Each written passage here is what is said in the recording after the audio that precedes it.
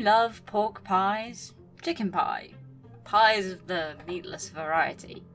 I bet that you do, and I also bet that when you buy them you only consider what is written on the label and not what is actually inside the pie itself. After all, there are laws and rules as to what can go inside the food, and it has to be what's advertised. Right? However, there have been so many scandals recently to do with our food, from Skittles no longer being considered food safe to the Great Horse Fiasco of a couple of years ago, where horse meat was found inside lasagna and other meals that were supposed to contain beef. That you have to wonder if, even if there are regulations, are they being strictly adhered to or enforced? If we're finding things like this now, what would it have been like in the past? Is it because of the bad ingredients that these regulations were brought into place in the first place? I mean, you do know the answer to that, but it's not often that you'll find meat in your vegan pies or beef replaced with horse. It's not like there's human meat in there, is it? Is it? So it's one of those tattoo subjects that comes up in the food history every now and again. Let me tell you, it's actually really interesting and a whole new topic of conversation. But there are so many different examples of human meat being eaten at many points in history, from the burial ceremonies of South American tribes, Roman feasts and festivals, to even as recent as the Victorian period, where some parts of the human body were eaten for their medicinal purposes. I cannot pronounce that word. But how crazy is that? And everyone complains about Chinese medicine, I mean, come on.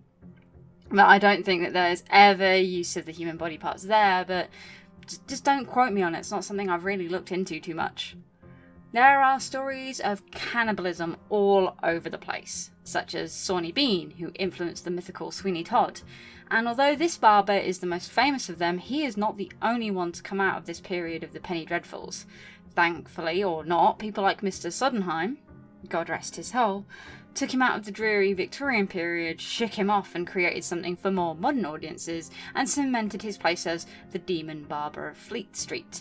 Which again is a whole area of lore unto itself, and if you want a video of that, then I'll happily do it, but that has nothing really to do with video games. I got way into that musical a couple of years ago, so I could go on forever. Well, anyway, this all leads into a roundabout way to the game that I am talking about today. It leads pretty well from Sweeney Todd 2.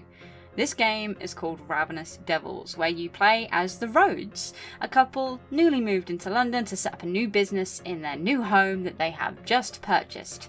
Who did they purchase it from? Well, a famous barber no longer living in the area. They even have a similar business style to this previous occupant and just serves them as well.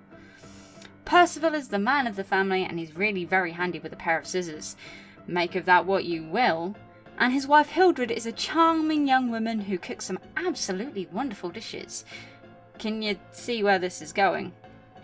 You guessed it, they are a murdering pair of cannibals like Mr. Todd before them, and only now, instead of a barber, there is a tailor above the pub. Percival kills some of his clients, steals their clothing, and then reuses the fabric to create an outfit he sells for a modest fee, of course.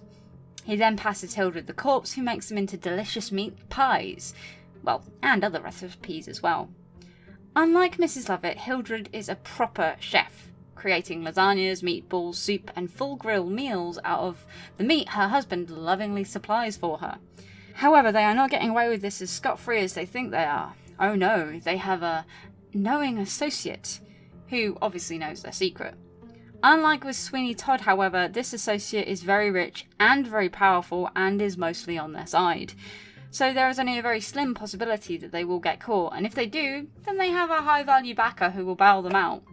Well, for a price, of course. This Mr. J, a Joker reference, anyone? Isn't going to just do this out of the kindness of his own heart, however. Oh no. His protection comes with some provisos. He has people that he wants you to kill, obviously, but he also wants you to butcher them and serve them him in a brilliant feast that is made out of his friends. That's right, these people are his friends, and he wants you to kill and cook them for him. However, it's not just that. He won't support you if you can't keep your reputation up with the local population. After all, why would he want a subpar chef to create his dream banquet? Would you? So that leads into the actual gameplay itself, where you have to balance your kills with making food and clothing. The game is pretty good at slowly easing you into this gameplay mechanic, and the tutorial is pretty in-depth and easy to follow, making the day slightly longer just so that you can get to grips with how and why of the workings. You control both of the characters, but only on their own levels. The top 2 levels are Percival's, the Tailor's, and also the Greenhouse, though you do not get access to this at the beginning of the game. The lower 2 levels are the pub and the kitchen. Percival has mannequins that he must keep stocked with his clothing, while also helping to supply Hildred with the meat for her dishes, while Hildred must run the pub and the kitchen down below. As you progress further, as with most simulation games, there are extra gameplay elements that are introduced to create more pressure on your resources while also offering greater rewards. Hildred gets tables that allows her pub to act more like a restaurant and means that she now has to cook specific meals while also keeping up her self-service counter. And Percival also has to ensure the greenhouse runs well enough that his lovely wife can do what she needs to do with the fresh vegetables that he grows. And eggs. I'm not sure how the eggs work, but they do. Instead of detracting from the gameplay, these extra elements really add to it. Now, not only do you have to keep your bodies for meat, but also for their compostable tendencies. Because if you don't keep both options in mind, you can't grow to the tomatoes and other foods that are required for you to keep the kitchen running at full steam. While you might think this is tedious, the developer has actually kept the gamer in mind and given you options to not only improve the yield of your corpses and plants, but to also make the compost last longer so that you don't need to fill it up as much. A great example of a developer thinking of the gamer before the game. I really like this mechanic, but how do I make it fit my player? A really great example of something that often gets overlooked in today's gameplay development. Sometimes I might add, at least in games like Undungeon. I'm not going to get back into that one. I was pissed off enough then. Basically, while not seeming challenging due to its gentle learning curve, if you were thrown in at the beginning without knowing what was going on, it can be pretty hard to keep up. It's not a terribly difficult game by any means. It's something fun to play, and it's even short enough story-wise that you can complete in about 1 5-hour sitting. However, once the main story is over, there are still a couple of other NPCs to interact with and achievements to get, but it's all over and just fun, dark, humid simulation game. Perfect for that person that loves those cooking and restaurant games, but is also looking for something slightly different. The resource manager who also wants a laugh, or someone that just want to try something different. It's not horrendously expensive either, so I really do recommend that you give it a go. Hello everybody, and thank you for watching this video. So it's the end. What did you think to Ravenous Devils? Did you enjoy it? Is it a game that you'd like to put on your playthrough list? I really enjoyed it. I do need to play through it again. I only actually have 2 achievements left to get on that game, and then I'm going to do like an endless mode playthrough possibly for you guys as like a little fun game so you can just see the full game. It's really short. It's only about 5-6 hours long if you do it right, and it's really good fun. So yeah, what would you like to see that? But anyway, this is the main event that everyone's here for. Let's see what the cards have in store for us today. The 9 of Cups reversed is our card for today. So this card represents inner happiness, materialism, dissatisfaction and indulgence. So maybe you need to take a little bit of time for yourself today. Have a relax. Maybe look at getting yourself a small treat, but it has to be small. You know?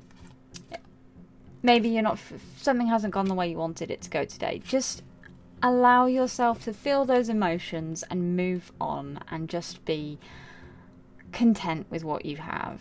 And, you know, I think that will work out for you. At least that's what I'm drawing from this card today. So let me know down below what you think of Ravenous Devils, and does this card relate to you today? I do hope that you are enjoying this October Halloween.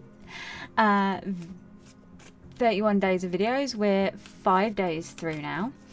I am already running out of videos, which is kind of sad because I thought I had more ready, which I don't. But anyway, if there's anything you'd like to see, any particular videos that you would like to see, any games that you'd like to see, please do let me know. We're going to have a Plague Tale as the next video because I haven't had that on the channel for ages, and I realised that that footage that I have for that game is nearly 2 years old from when I started Twitch properly, so probably need to get that edited down and put that out there for you. I do hope that you've enjoyed it. Take care, have fun, and I'll see you next time. Goodbye.